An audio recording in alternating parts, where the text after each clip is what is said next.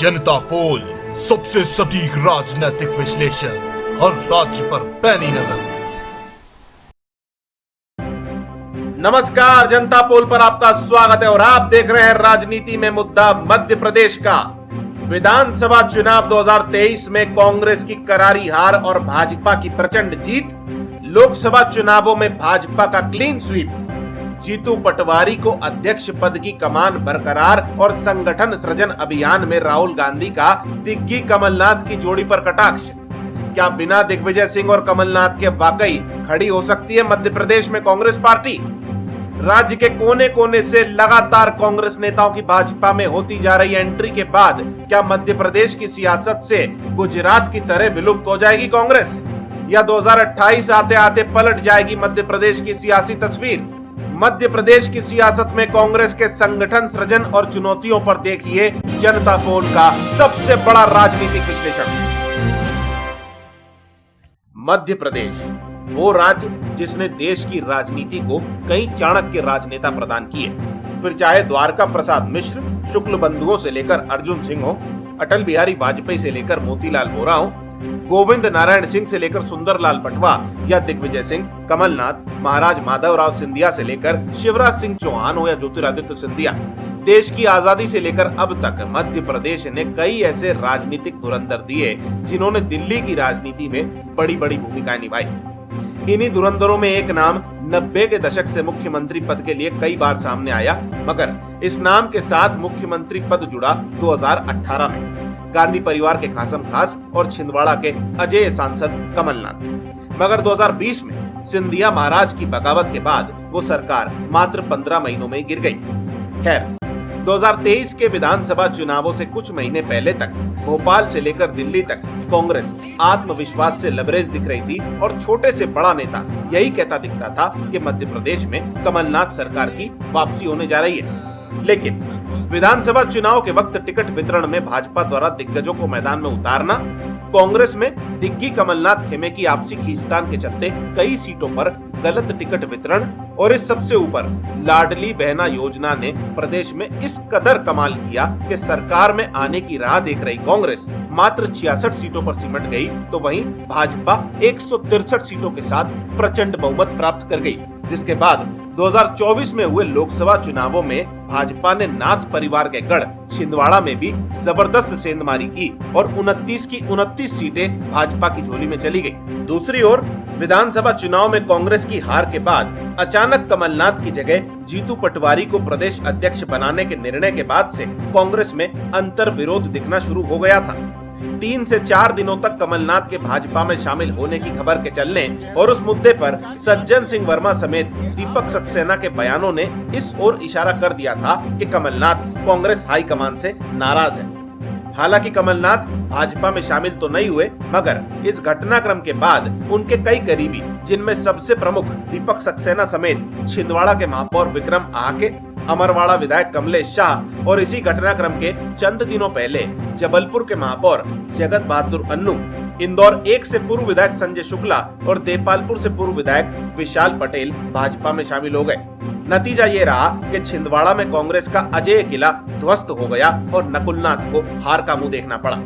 हालांकि लोकसभा चुनाव के बाद अमरवाड़ा सीट पर हुए उपचुनाव में कांग्रेस बनाम भाजपा में कांटे की टक्कर देखने को मिली और भाजपा में गए कमलेश शाह मात्र 3000 वोट से अपनी सीट बचा सके, जो 2023 में कांग्रेस के टिकट पर 25,000 मतों से जीते थे। खैर, फिलहाल की बात करें तो भोपाल में हाल ही में हुए संगठन सृजन कार्यक्रम में राहुल गांधी ने अपने भाषण में एक टिप्पणी की जिसे साफ तौर पर दिग्विजय सिंह और कमलनाथ से जोड़कर देखा गया और अब ये माना भी जा रहा है कि चंद महीनों पहले तक जहां ये सवाल उठ रहे थे कि क्या जीतू पटवारी को प्रदेश कांग्रेस अध्यक्ष के पद पर बड़े नेता बने रहने देंगे, वहीं अब ये कहा जा रहा है कि अब प्रदेश में राहुल गांधी जीतू पटवारी को फ्री हैंड देने के मूड में, या फिर यूं कहें कि मध्य प्रदेश की कमान कांग्रेस हाई कमान अपने हाथों में लेने का मन बना चुका है। तो ऐसे में सवाल ये खड़ा होता है कि जिस अंदाज में राहुल गांधी ने रेस वाले घोड़े, बारात वाले घोड़े, लंगड़े घोड़ों की संज्ञा देकर प्रदेश कांग्रेस के कुछ पुराने दिग्गजों पर निशाना साध दिया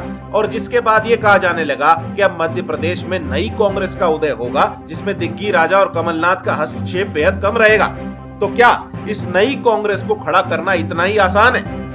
प्रदेश से लेकर दिल्ली की राजनीति में वर्षों तक अपनी धाक जमाने वाले दो पूर्व मुख्यमंत्रियों के बिना क्या प्रदेश में कांग्रेस खड़ी हो पाएगी?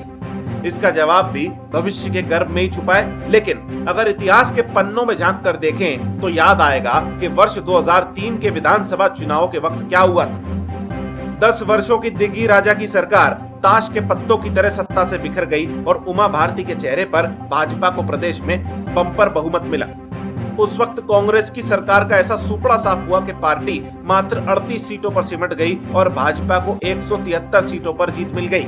खैर, इन चुनाव के बाद कांग्रेस हाईकमान के पास मध्य प्रदेश कांग्रेस के ही एक गुट द्वारा यह साफ संदेश भेजा गया कि ये जो हार हुई है वो दिग्विजय सिंह के कारण हुई है। और ये मामला इतना आगे पहुंच गया कि खुद दिग्विजय सिंह ने यह संकल्प ले लिया कि अब 10 सालों तक वे प्रदेश की चुनावी राजनीति से दूर रहेंगे। ये वो समय था जब मध्य प्रदेश कांग्रेस में अजय सिंह, कांतिलाल भूरिया, सुरेश पचौरी, ज्योतिरादित्य सिंधिया, अरुण यादव ये तमाम नेता नए चेहरों के तौर पर उभर रहे थे। फिर आए 2008 के विधानसभा चुनाव। इन चुनावों में दिग्विजय सिंह ने कोई खास दिलचस्पी नहीं दिखाई तो वहीं कमलनाथ भी अपने लोकसभा क्षेत्र और दिल्ली की राजनीति में सक्रिय रहे। विधानसभा चुनाव का नतीजा रहा भाजपा 143 तो वहीं कांग्रेस 71 और बसपा 7। लेकिन इसी के बाद 2009 के लोकसभा चुनावों में प्रदेश की 29 में से 16 सीटें भाजपा, 12 सीटें कांग्रेस तो 1 सीट बसपा ने जीत ली। इन नतीजों ने प्रदेश को कांग्रेस के 12 सांसद दिए, जिसके बाद ये माना जाने लगा कि 2013 के विधानसभा चुनावों में कांग्रेस भाजपा को कड़ी टक्कर देने की स्थिति में आने वाली है। भोपाल में बैठे अधिकारी कर्मचारी वर्ग में भी यही चर्चा चलती रही कि सरकार जा भी सकती है। 2013 के विधानसभा चुनाव एक तरह से मोदी, शिवराज बनाम सिंधिया, राहुल गांधी के रूप में देखे गए। पूरे चुनाव में कांग्रेस का चेहरा ज्योतिरादित्य सिंधिया महाराज रहे। प्रदेश में सिंधिया महाराज ने जमकर प्रचार किया और मतगणना से पहले आए कई ओपिनियन पोल्स भी कांटे की टक्कर बताते रहे, मगर नतीजा आया भाजपा के पक्ष में। एक बार फिर शिवराज सिंह चौहान मुख्यमंत्री बने और कांग्रेस मात्र 58 पर सिमट गई तो वहीं भाजपा को 165 सीटों पर जीत मिल गई। इन चुनावों में भी दिग्गी कमलनाथ की जोड़ी अपने क्षेत्रों तक सीमित रही और प्रचार की सारी जिम्मेदारी रही सिंधिया महाराज के कंधों पर। फिर आए 2018 के विधानसभा चुनाव, जिससे ठीक पहले दिल्ली में 10 जनपद पर एक बैठक बुलाई गई जिसमें यह तय किया गया कि प्रदेश में इस बार कांग्रेस अपने तीनों ही बड़े नेताओं को एक साथ बड़ी भूमिकाएं देने वाली है, जिसमें दिग्गी राजा पर्दे के पीछे सक्रिय हुए तो वहीं ज्योतिरादित्य सिंधिया को प्रचार की मुख्य भूमिका मिली और कमलनाथ को मध्य प्रदेश कांग्रेस अध्यक्ष का पद। लगभग 15 सालों के बाद यह स्थिति बनी कि प्रदेश कांग्रेस के तीनों बड़े स्तंभ एक साथ आए। एक और जहां दिग्विजय सिंह ने नर्मदा परिक्रमा यात्रा निकालकर अपने सभी पुराने सिक्कों को सक्रिय कर दिया तो वहीं कमलनाथ ने महाकौशल और सिंधिया महाराज ने चंबल, बुंदेलखंड समेत सारे प्रदेश के युवा वोटरों में प्रभाव डालना शुरू कर दिया। मध्य प्रदेश में लगातार हार का मुंह देख रही कांग्रेस के कार्यकर्ताओं का मनोबल इतना गिर चुका था कि वे ये कल्पना तक नहीं कर पाते थे कि यहाँ कांग्रेस की सरकार बन भी पाएगी। लेकिन जब 2018 में कांग्रेस एकजुटता से लड़ी तो 15 वर्षों की शिवराज सिंह चौहान की सरकार को हार का मुंह देखना पड़ा और प्रदेश में कांग्रेस की सरकार बन गई। खैर, 2020 में सिंधिया की बगावत, 29 सीटों के उपचुनाव और 2023 में भाजपा की प्रचंड जीत के बाद कमलनाथ का प्रदेश अध्यक्ष पद से इस्तीफा, जिसके बाद जवाबदेही दी गई जीतू पटवारी को और अब माना जा रहा है कि मध्य प्रदेश कांग्रेस की कमान सीधे राहुल गांधी के हाथों में। शायद यही वजह है कि बीते दिनों दबे मुंह कमलनाथ और दिग्विजय सिंह की उपेक्षा की खबरें मीडिया में आई तो कहा जाने लगा कि पटवारी की कुर्सी खतरे में। लेकिन जब हाईकमान का हाथ तो फिक्र की क्या बात। संगठन सृजन अभियान में राहुल गांधी ने साफ कहा कि अब कार्यकर्ताओं की सुनी जाएगी। कार्यकर्ता तय करेंगे कि जिला अध्यक्ष कौन होगा और यही टिकट वितरण में प्रमुख भूमिका निभाएंगे। लेकिन साथ ही वो घोड़े वाले बयान के भी ये मायने निकाले जा रहे हैं कि क्या हाईकमान या यूं कहें कि राहुल गांधी अब दिग्गी राजा और कमलनाथ के बजाय नई पीढ़ी को तवज्जो देंगे और कार्यकर्ता खुद अपना नेता चुनेंगे। अब सुनने में भले ही ये कदम क्रांतिकारी लगे और वो भाषण कार्यकर्ताओं में जोश भरने वाला, लेकिन मध्य प्रदेश में बगैर दिग्विजय सिंह और कमलनाथ के क्या कांग्रेस वाकई वापसी कर पाएगी? क्योंकि इतिहास उठाकर देखें तो 2003 वाली हार के बाद 2008 और 2013 में कांग्रेस ये कोशिश करके देख चुकी जो पूरी तरह असफल हुई। असल में 40-50 साल से प्रदेश की राजनीति में सक्रिय दिग्विजय सिंह और कमलनाथ से भले राहुल गांधी की ठनी हो जाए, मगर ये भी तथ्य है कि 2018 में जब मुख्यमंत्री चुनने के लिए विधायक दल ने वोटिंग की थी तो 114 में से 95 से ज्यादा विधायक कमलनाथ के पक्ष में थे। इनमें तकरीबन 50 विधायक दिग्विजय सिंह के थे तो वहीं 45 विधायक कमलनाथ के समर्थक थे। और ये समर्थक भी अपने अपने क्षेत्रों में उतने ही पुराने और वजनदार हैं जितनी दिग्गी कमलनाथ की जोड़ी। जबलपुर में तरुण भानोट से लेकर लखन गंगोरिया, तो मालवा में सज्जन सिंह वर्मा से लेकर निमाड़ में बाला बच्चन तक, ग्वालियर चंबल में केपी सिंह कक्काजू, प्रवीण पाठक या ग्वालियर मुरैना में राजनीतिक वजनदारी रखने वाले सिकरवार परिवार से लेकर राज्यसभा सांसद अशोक सिंह, तमाम विधायक, पूर्व सांसद, पूर्व मंत्री दिग्गी कमलनाथ खेमे से ही आते हैं। और ये भी सच है कि आज इन दोनों दिग्गजों के समर्थन के बिना कई सीटों पर कांग्रेस को उम्मीदवार ढूंढने भी मुश्किल हो सकते हैं। ऐसे में इस जोड़ी की अगर कांग्रेस हाईकमान दरकिनारी करता है तो ये भी हो सकता है कि 2008 या 13 वाली संकट की घड़ी से कांग्रेस को जूझना पड़े, क्योंकि मात्र 3 सालों में नया नेतृत्व तैयार करना, वो भी मध्य प्रदेश जैसे भाजपा के मजबूत राज्य में, बिना वजनदार और अनुभवी नेताओं के किसी बड़ी चुनौती से कम नहीं।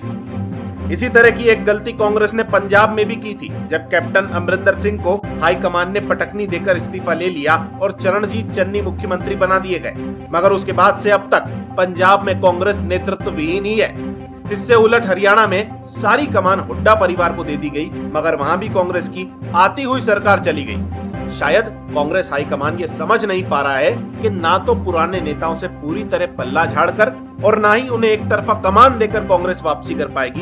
कांग्रेस को अगर वाकई में मध्य प्रदेश या किसी अन्य राज्य में वापसी करनी है तो हाईकमान को अपने हाथों में राज्य के बजाय समन्वय की कमान लेनी होगी। और इसका सबसे बड़ा उदाहरण मध्य प्रदेश का 2018 का चुनाव है, जब तीनों ही धुरंधरों को अलग अलग महत्वपूर्ण जिम्मेदारियां देने के साथ ही राहुल गांधी और कांग्रेस हाईकमान ने खुद भी गांव-गांव में चक्कर काट के प्रदेश में कांग्रेस को एकजुट कर दिया, जो 2023 में पूरी तरह गायब दिखा। 2023 के विधानसभा चुनाव में ना तो मध्य प्रदेश ने उस राहुल गांधी को देखा जो 2018 में जगह जगह सभाएं, रोड शो और रैलियां कर रहे थे, ना मध्य प्रदेश ने उस दिग्गी राजा को देखा जो नर्मदा परिक्रमा यात्रा कर रहे थे।